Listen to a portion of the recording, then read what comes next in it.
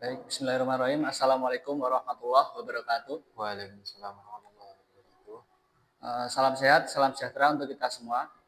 Di sini saya akan melakukan wawancara dengan salah satu narasumber kita pada kesempatan kali ini untuk menanyakan beberapa pertanyaan yang akan dijawab langsung oleh narasumber kita, yaitu pada Bapak Agus Prasetyo SPD sebagai guru ekonomi di MTS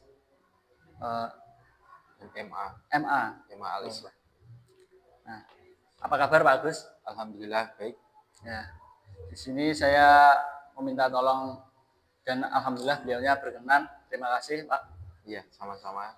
Oke, langsung saja ya Pak. Pak Agus, saya meminta untuk menceritakan latar belakangnya di sini itu sebagai guru apa lebih tepatnya. Baik, Oke, silakan. baik. Saya lulus kuliah itu tahun 2015, tetapi saya mulai mengajar di sini itu sebelum lulus kuliah. Jadi saya masuk kuliah tahun 2010. Sebelumnya saya tuh tidak ambil S1 sebenarnya. Kalau latar belakang ya, dulu tuh awal mulanya lulus SMA itu saya ambil desain grafis di D1 di Madiun Computer School. Dulu tuh memang nggak ada niat untuk kuliah pertamanya. Tetapi, nah setelah ketika saya sudah di desain grafis itu setelah lulus, kemudian saya bekerja di Medcom, saya bekerja membuat buku, nah, terus kemudian timbul banyak tawaran untuk menjadi tutor desain grafis. Nah kebetulan yang saya ajar itu malah ada yang latar belakangnya sarjana, bahkan ada yang S2, terus ada yang latar belakangnya itu guru. Nah dari situlah mulai timbul itu keinginan untuk mengajar. Tetapi sebenarnya mengajar itu cita-cita saya dari dulu. Oh, Nah, ya. mengajar itu cita-cita dari saya dari dulu. Tetapi pada waktu itu saya kenapa kok saya tidak langsung kuliah, karena memang saya mempertimbangkan biaya pada waktu itu. Karena latar belakang keluarga saya yang biasa dia yang namanya petani ya, saya tidak mau membebani. Pada waktu itu memang orang tua itu sudah mendorong untuk kuliah, tapi saya memang tidak mau. Saya mau cepat kerja. Makanya saya ambil D1 itu. Nah setelah saya jadi tutor itu kurang lebih 2 tahun ngajari desain grafis di salah satu lembaga komputer namanya Union Computer School, itu di salah satu Kabupaten Madiun, tepatnya di Jalan Halmahera.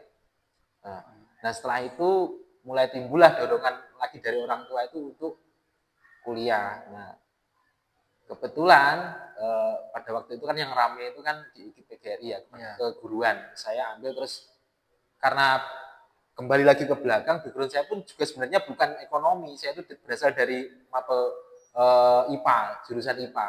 Nah ketika iya IPA saya. Ketika daftar itu saya itu sama banyak yang mendorong saya itu untuk pilih jurusan IPA atau matematika gitu. Tapi pada waktu itu pertimbangan saya itu begini, saya nanti kalau nggak jadi guru, kalau ambil matematika nggak bisa. Pikiran saya kan gitu. Terus saya ambil apa ya kira-kira mapel yang mungkin nanti bisa mendukung saya kalau saya tidak jadi guru. Kemudian saya pilihlah ekonomi itu. Nah alhamdulillah setelah saya di semester 3 lah saya baru masuk ke ada panggilan di sini. Kemudian eh, ketika lembaga ini mulai berdiri yaitu tahun 2013, dan kebetulan juga saya salah satu santri di sini dulu, di pondok pesantren dulu, kemudian dimintai tolong sama Bapak Kepala pada waktu itu, Bapak Masrukin, untuk membantu mengajar. Itu di semester 3. Jadi saya semester 3 waktu kuliah itu sudah mulai mengajar ya.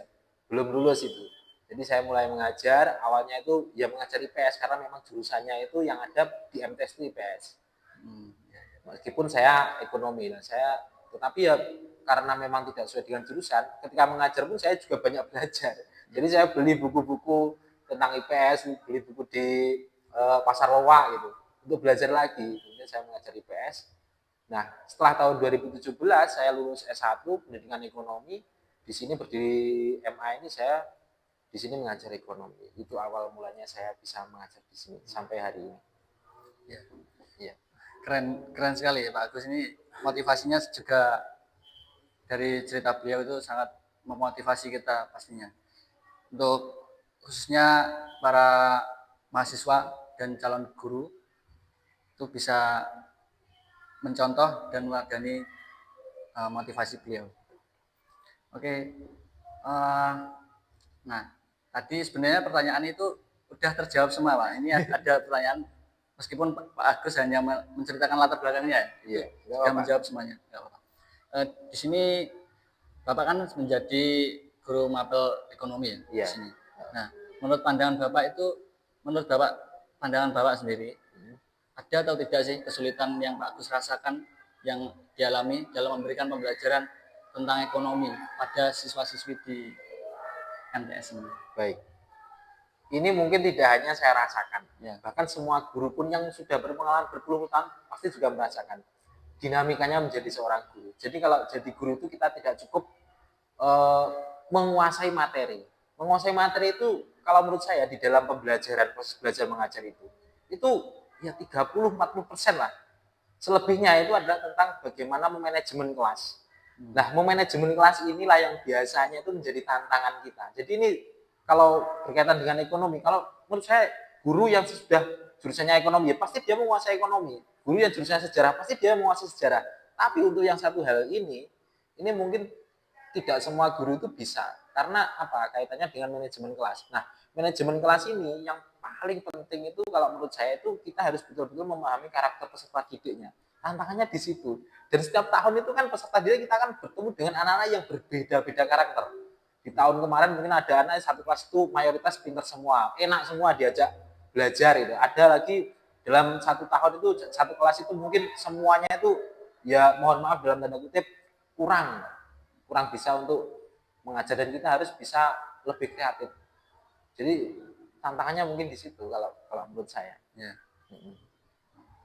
ya, seperti itulah. Berarti memang tidak hanya Pak Agus ya, ternyata ya banyak dari kalangan guru-guru juga pasti merasakan. Namun ya itu tugas guru yang tidak tertulis mungkin. Itu sebagai bagaimana kita menghadapi situasi dan kondisi di kelas dengan berbagai keadaan siswa yang berbeda-beda. Iya betul betul. Problematikanya berbeda-beda. Nah, ya. Baik. Terus kemudian ke pertanyaan berikutnya Pak. Ya, so. Untuk mengenai lingkungan di sekolah ini, bagaimana hubungan antar guru itu terjalinnya seperti apa? Baik. Oke, apalagi di penerapan kurikulum merdeka ini ya. Ya. Kita itu kan ditekankan semua guru itu melakukan namanya kolaborasi. Ya, makanya banyak sekali sekarang mata pelajaran itu mata pelajaran yang terintegrasi. Nah, terintegrasi ini artinya jadi tidak saklek, misalnya ekonomi itu mempelajari ekonomi saja, nanti pasti akan berkaitan dengan mapel lain. Ekonomi itu dengan Quran hadis juga dekat, dengan fikih juga dekat, bahkan dengan misalnya bahasa Inggris juga dekat. Saya kasih contoh begini, saya ketika mengajar ekonomi itu banyak sekali istilah-istilah yang muncul, istilah Inggris. Anak-anak itu kalau nggak punya kosakata yang banyak tentang materi bahasa Inggris, pasti dia akan bingung. Yang dibilang apa, yang dipahami apa kan juga tidak tahu. Nah ini ya, makanya di lembaga kita ini kita itu sering melakukan kolaborasi. Apalagi ketika misalnya ada event-event tertentu, misalnya kompetisi sains madrasah. Nah, di KSM itu semua mapel yang diujikan itu rata-rata terintegrasi. Tetapi tidak hanya di situ sebenarnya, tidak hanya ketika tuntutan kompetisi, tetapi kita juga hasil belajar pun juga melakukan kolaborasi.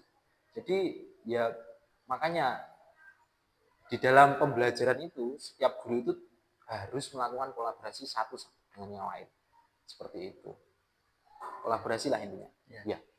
Dan juga saling sharing juga. Betul, saling sharing, saling tukar pengalaman, apalagi pengalaman yang didapat masing-masing guru kan berbeda. Dalam satu kelas yang sama pasti pengalamannya berbeda. Ya. Ini biasanya diceritakan. Nah, meskipun penceritanya itu tidak dalam forum formal, tidak. Misalnya guru di kantor, kemudian dia mengeluh masalah anak ini di kelas ini bagaimana, itu diterima sama gurunya. Gurunya punya solusi, oh iya Pak, kemarin saya juga mengalami begitu. Akhirnya dengan metode ini anak-anak bisa berjalan. Itu salah satu bentuk kolaborasi yang meskipun tidak dalam forum formal, tetapi ada solusi. Gitu. Ketemu juga solusinya. Itu bentuk kolaborasi yang simpel menurut saya. Jadi menjalin hubungan antar guru itu sangat penting. Juga untuk menambah wawasan, sharing-sharing gimana sih pada mata pelajaran tertentu itu biasanya kebanyakan siswa itu juga berbeda-beda. Pada guru ini seperti ini, bertingkah seperti ini. Ya, itu bisa menjadi bahan untuk mengevaluasi kerja guru juga. Iya, betul. Mengevaluasi pembelajaran masing-masing guru. Ya. Terakhir ini Pak. Ya. Untuk apa ya? harapannya ke depan untuk calon-calon guru. Saya sendiri kan guru pendidikan di pendidikan sejarah. Nah itu Pak Agus ekonomi ya. Itu Iya, saya ekonomi. harapannya untuk semua guru lah. Calon-calon guru ini seperti apa Pak? Bisa berikan. Ini pengalaman saya. Jadi saya dulu ketika kita awal kuliah dulu kan pasti yang dibekali itu adalah tentang kependidikan ya, tentang pendidikan, tentang teori-teori belajar. Itu sangat penting sekali. Ketika kamu nanti terjun di kelas, itu betul-betul bermanfaat sekali. Jadi tidak melulu tentang berkaitan dengan mata pelajarannya. Jadi kita tidak transfer of knowledge-nya saja. Jadi yang perlu kalian harus belajar banyak hal. Ini menurut saya yang paling penting itu mahasiswa hari ini itu harus belajar banyak hal. Jangan hanya belajar misalnya jurusan sejarah, fokus saja ke sejarah. Jangan. Penting sejarah memang itu jurusan kamu, tapi kamu harus menambah pembekalan apa nanti yang akan kamu bawa, apa yang nanti yang akan kamu sampaikan ke anak-anak itu akan lebih banyak daripada sekedar mata kuliah kamu yang kamu dapat di kampus gitu. Jadi perbanyaklah bekal kamu, misalnya dengan belajar hal-hal yang lain lah. Terus kemudian yang kedua harus inovatif. Guru itu harus inovatif. Kalau hari ini guru itu cuma mengandalkan ya belajar, kemudian sumber belajarnya cuma dari buku dan sebagainya, kamu akan ketinggalan. Karena sekarang itu eranya itu teknologi pedagogical and transfer of knowledge. Jadi teknologi itu sangat penting sekali, itu yang kedua. Terus kemudian yang tidak kalah penting lagi ini media. Media sekarang itu kan era di mana itu guru itu nggak bisa lepas dari media. Anak-anak pun juga nggak bisa lepas dari media. Misalnya begini, anak-anak yang sekarang dibekali dengan HP, meskipun di sini di pondok kan tidak bisa bawa HP, tapi di rumah mereka pasti punya media sosial. Kalau gurunya nggak menguasai itu, terus kemudian bagaimana guru itu bisa transfer of knowledge yang dia punya. Kalau kalian bisa menguasai media kan nanti, misalnya kalian buat konten belajar lewat Instagram, lewat YouTube, kemudian lewat Facebook, itu kan juga sangat efektif itu. Itu mungkin kalau selebihnya ya ini manajemen diri. Ya, manajemen diri itu juga sangat penting sekali. Kemudian menambah pengalaman. Karena guru itu kalau menurut saya, bagi saya itu guru yang pantas mengajar itu guru yang masih mau belajar. Kalau guru itu sudah berhenti belajar, dia tuh nggak pantas untuk mengajar. Makanya jangan berhenti untuk belajar. Makanya saya tuh bilang ke anak-anak juga gini, kalau kamu hari ini belajar, saya lebih belajar dari kamu. Jadi saya terus belajar sampai hari ini. Makanya kalau gurunya itu nggak mau belajar, ya apa yang mau diajarkan? Ya. Karena ilmu itu kan sifatnya dinamis, nggak bisa tetap, selalu selalu mengikuti perkembangan zaman. Itu mungkin pesan-pesan saya untuk apalagi mahasiswa-mahasiswa sekarang ya. Ya. Baik, itulah sedikit harapan dan motivasi dari Pak Agus ya. Terima kasih Pak Agus ya. Ya, sama-sama. Sangat berguna sekali wawancara kita kali ini kepada Bapak Agus. Terima kasih telah menyempatkan waktunya berkenan. Sedangkan beliau ini sebentar lagi katanya mau rapat juga ya. Ya hari ini terima kasih. Telepon ya, terima kasih. Baik, mungkin itu saja teman-teman. Saya tutup ya.